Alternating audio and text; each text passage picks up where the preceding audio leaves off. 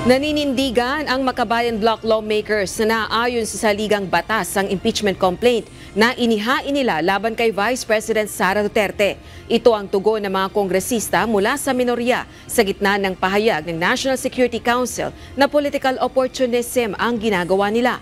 Ayon sa mga mambabatas, kailangan nilang gawin ang kanilang mandato na papanagutin ang mga opisyal ng pamahalaang nagkamali o umabuso sa kanilang kapangyarihan.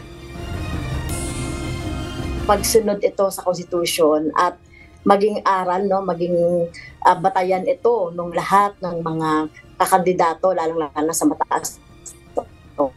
So huwag nila isisi ito sa mga ordinaryong tao na gusto lamang ng accountability sa gobyerno.